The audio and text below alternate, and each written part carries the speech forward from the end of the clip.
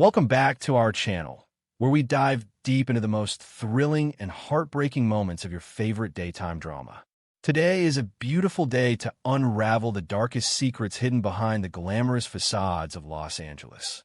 Grab a cup of coffee, settle in, and let us explore the chilling psychological warfare that has completely taken over the screen this week. The haunting echoes of the past have a peculiar way of manifesting in the present, refusing to remain buried beneath the glamorous surface of the Los Angeles fashion world. For weeks, the audience has been dragged into a suffocating psychological thriller alongside Melissa Dillon, watching as her sanity slowly unravels under the weight of an invisible tormentor. The relentless ringing of the phone, the disguised voice whispering threats through the receiver, and the paralyzing sensation of being constantly watched have transformed her life into a waking nightmare. Yet, the truth that has finally stepped out of the shadows is far more terrifying than any supernatural entity. It is a truth rooted in raw, unadulterated grief and a thirst for vengeance that cannot be quenched by ordinary justice. To understand the sheer gravity of this revelation, one must look back at the tragedy that set this dark chain of events into motion. The untimely and tragic death of Luna Nozoa. Luna's demise left a gaping wound in the fabric of the community, a mystery wrapped in sorrow that demanded answers. For one woman, the lack of closure was not just a lingering question, but a festering obsession. That woman is Lee, a formidable force of nature whose grief has mutated into a cold, calculating drive for retribution. Lee has never been one to rely on the slow, often flawed mechanisms of the legal system when her family is involved. In her mind, the police are merely bureaucrats who lack the necessary ruthlessness to extract true justice. Lee believes with an unwavering and terrifying certainty that Melissa Dillon is directly involved in Luna's death.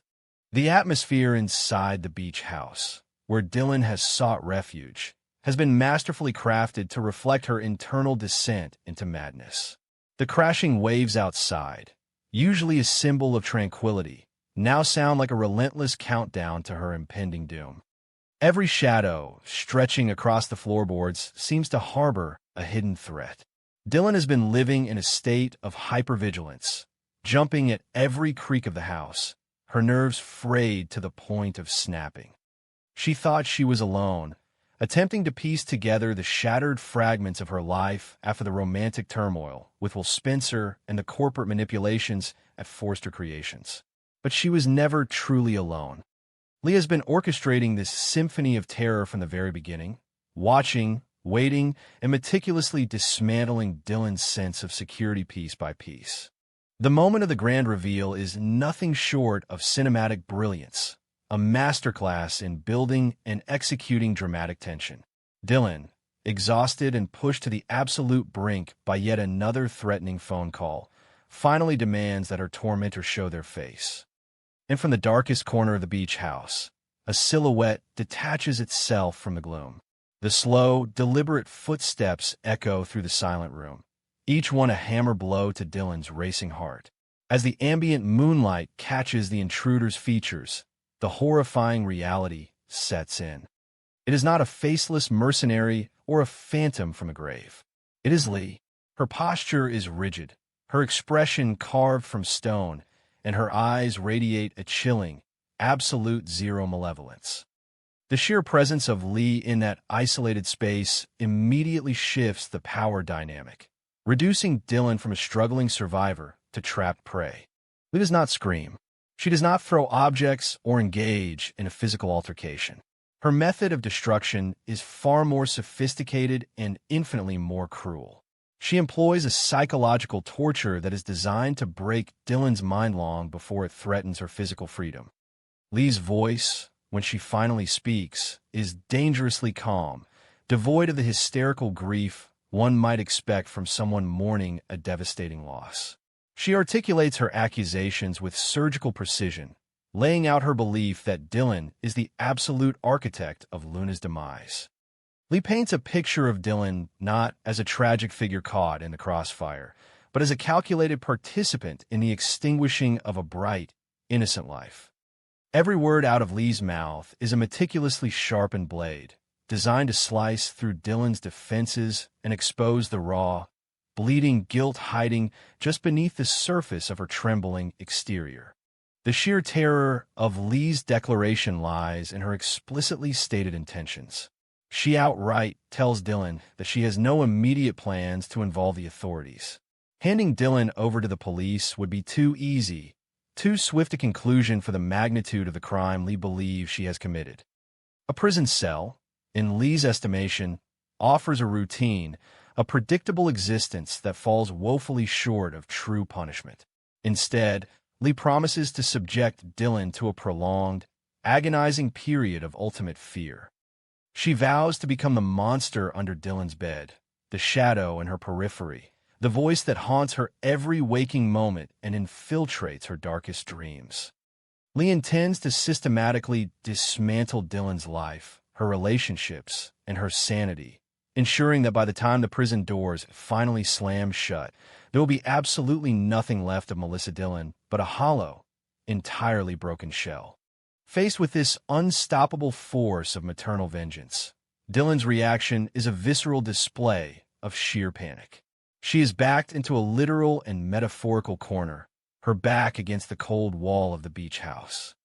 Dylan desperately attempts to defend herself, her voice trembling as she pleads her innocence.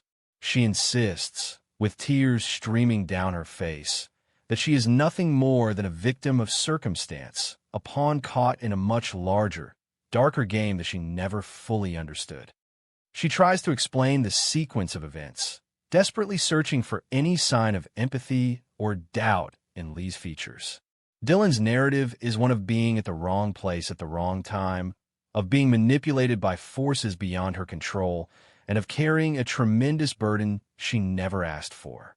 But Dylan's desperate pleas fall on completely deaf ears.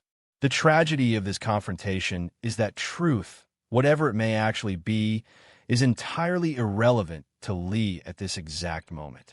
Lee has already acted as judge, jury, and executioner in the courtroom of her own mind. When Dylan looks into Lee's eyes, searching for a flicker of mercy or understanding, she finds only an endless, freezing void. Lee's gaze is described as utterly cold, reflecting a soul that has locked away its compassion in order to carry out a grim, unyielding duty. This realization is perhaps the most horrifying moment for Dylan. It is the exact second she understands that she cannot reason with Lee, she cannot bargain with her, and she certainly cannot escape the psychological labyrinth Lee has constructed around her. The threat is absolute, and the promise of impending doom is inscribed deeply in the very air between them. The psychological toll this encounter takes on Dylan cannot be overstated. When Lee finally retreats back into the shadows, leaving as silently and mysteriously as she arrived, the silence she leaves behind is absolutely deafening. Dylan collapses, her body racked with violent sobs, her mind racing through a million terrifying scenarios. The beach house, once a sanctuary, has been permanently tainted, transformed into a hunting ground where she is the designated prey. Every passing car, every rustle of the wind against the glass, will now be perceived as Lee returning to fulfill her dark promise. Dylan is entirely consumed by the paralyzing fear of homelessness, of profound isolation, and now, of a relentless predator who holds her ultimate fate in her hands. This is the exact state of absolute vulnerability that makes a person susceptible to making catastrophic, life-altering decisions. It is in this bottomless abyss of despair that the narrative introduces a crucial, life-altering pivot. Dylan, drowning in the terror of Lee's promised retribution, realizes that she cannot survive this onslaught alone. She needs an anchor, a shield, a form of protection that is powerful enough to deter or at least delay Lee's wrath. She needs an escape route, no matter how treacherous the path may be. Enter Daphne Rose Walton. Daphne represents a completely different kind of desperation, one born not of vengeance, but of a profound, agonizing biological yearning. Daphne's severe infertility struggles have pushed her to the absolute edge of her own emotional endurance, creating a massive void in her life that she is desperately, almost recklessly, trying to fill. The intersection of Dylan's terror and Daphne's sorrow creates a perfect storm of tragic inevitability. Daphne approaches Dylan with an offer, a dangerous contract that is shrouded in mystery, but promises one undeniable benefit: a lifeline. The specifics of this agreement are a chaotic vortex, a Faustian bargain that will undoubtedly require Dylan to compromise her morals, her autonomy, and her future. Yet, for a woman who has just been promised a slow descent into madness followed by eternal imprisonment by a vengeful Lee, Daphne's offer looks like the only door out of a blazing inferno. Dylan does not have the luxury of weighing the long-term consequences of this arrangement. Her survival instincts have completely overridden her rational thought processes, compelling her to sign her life away just to buy a momentary reprieve from the relentless psychological torture that Lee has expertly orchestrated. The profound tragedy of Dylan's choice is absolutely palpable. In her desperate bid to escape the jaws of Lee's vigilante justice, she willingly steps into the intricate, suffocating web of Daphne's complicated life. Daphne is not offering this protection out of pure altruism. She has her own agonizing agenda, driven entirely by the deep psychological pain of her inability to conceive with Carter Walton. By accepting this offer, Dylan is essentially trading one form of captivity for another.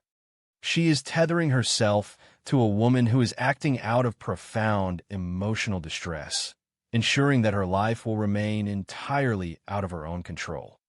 The chaotic vortex she is entering is a labyrinth of secrets, emotional manipulation, and profound ethical compromises that will inevitably drag her deeper into the darkness she is so desperately trying to flee. This storyline is a masterful exploration of how fear and grief can completely deform the human spirit. Lee, fundamentally a healer and a protector by profession, has allowed the trauma of Luna's death to twist her into a relentless tormentor. She believes she is acting righteously, serving a higher form of justice for a girl who was taken entirely too soon. But in doing so, she is becoming the very monster she seeks to destroy. Her willingness to inflict profound psychological suffering on another human being highlights the corrosive nature of unchecked vengeance. Lee's cold, calculated approach to Dylan's destruction is a chilling reminder that the most dangerous villains are often those who believe they are the heroes of their own story, operating under the dangerous delusion that their pain justifies the utter annihilation of another person's existence. On the other side of this dark coin is Dylan, a character who has been systematically stripped of her agency and her dignity. Whether she is truly guilty of Luna's murder, an unwitting accomplice, or a complete victim of circumstance remains a complex puzzle that keeps the audience guessing. However, her current suffering is undeniably real and incredibly difficult to watch.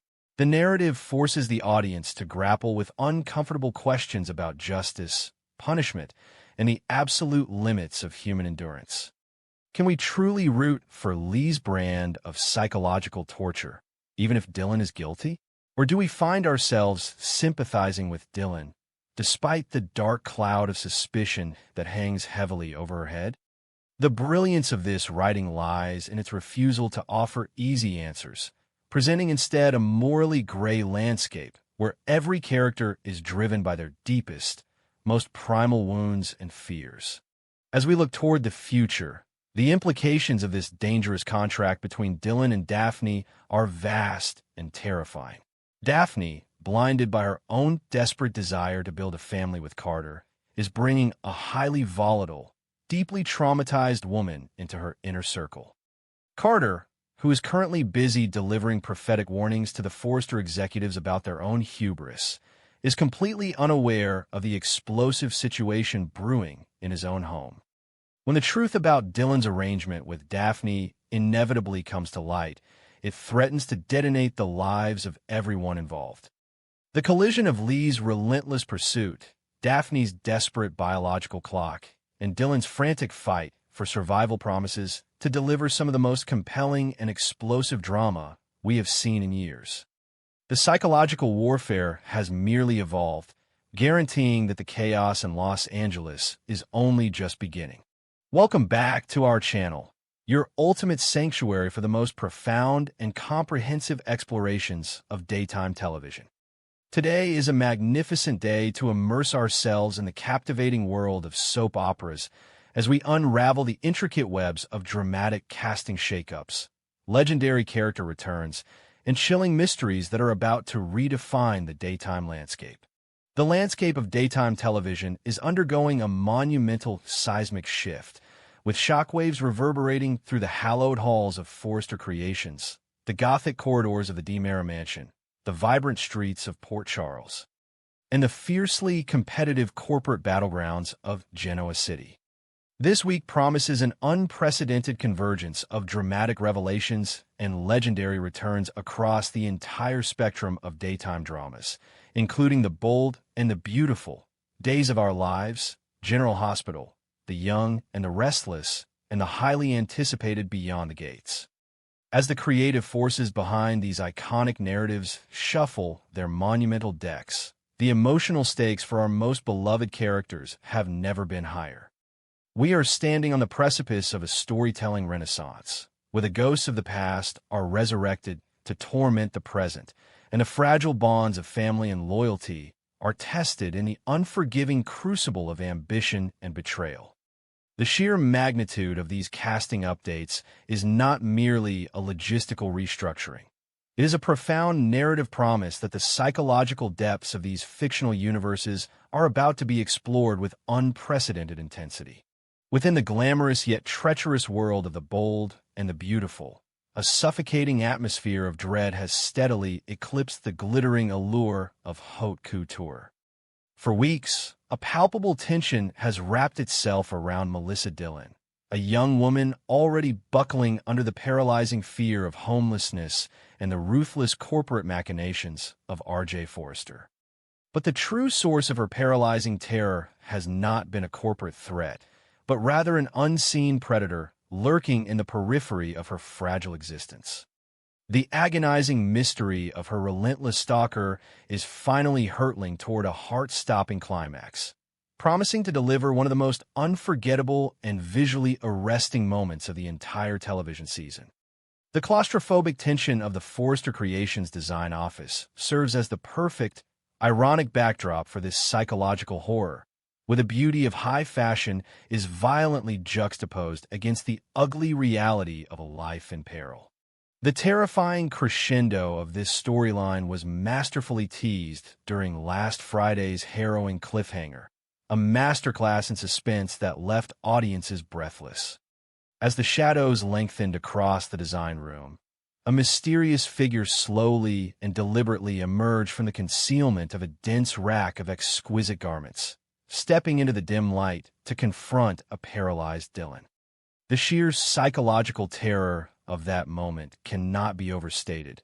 It was a physical manifestation of the inescapable trauma that has been hunting her. Although the identity of this shadowy tormentor was brilliantly withheld from the audience, the agonizing wait is finally over.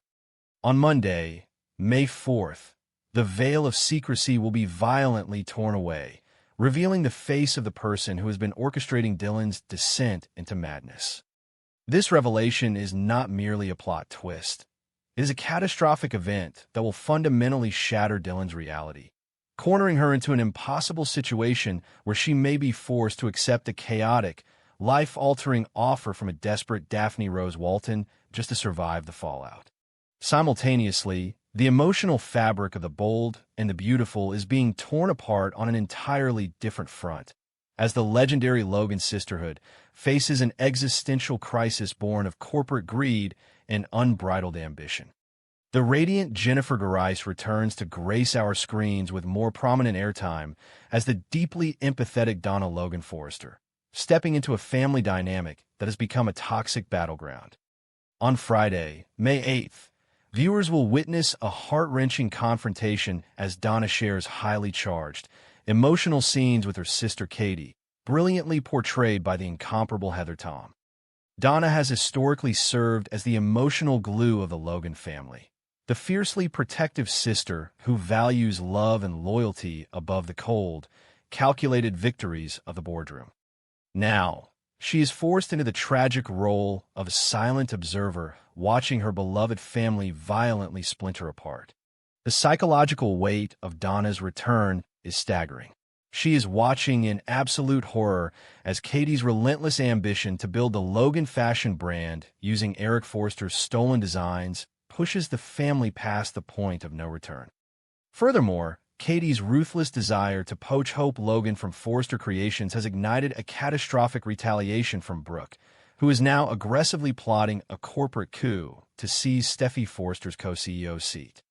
Amidst this vicious corporate warfare, Donna's desperate pleas for unity fall on deaf ears. Her agonizing realization that she might be the only Logan left who truly cares about preserving their familial bond adds a profound layer of tragedy to the narrative. The scenes between Donna and Katie promise to be a masterclass in emotional devastation, highlighting the devastating collateral damage of blind ambition. Transitioning from the sun-drenched, cutthroat runways of Los Angeles to the perpetually stormy and gothic atmosphere of Salem, Days of Our Lives is preparing to unleash a torrent of legacy drama that will shake the town to its very foundations. The looming, oppressive shadow of Stefano DiMera has never truly dissipated, and the impending reading of his will serve as a dark beacon, calling the most theatrical and dangerous elements of the DiMera dynasty back home. The triumphant return of Theo Penglis and Leon Hunley as the iconic Tony and Anna DiMera is a masterstroke of casting, injecting a desperate Salem with their signature blend of European elegance, razor-sharp wit, and unapologetic chaos. Their arrival for the reading of the Phoenix's Will is not merely a legal formality. It is a grand, operatic event that threatens to unearth long-buried secrets and ignite fresh, bloody wars over the remnants of Stefano's vast, corrupt empire. The shifting sands of Salem are also claiming casualties, as the casting landscape undergoes a significant transformation. The departure of Al Calderon from the role of Javi Hernandez marks the end of an era, as the actor embarks on a new journey in primetime television. However, the Hernandez legacy of fiery passion and fierce family loyalty will not be extinguished.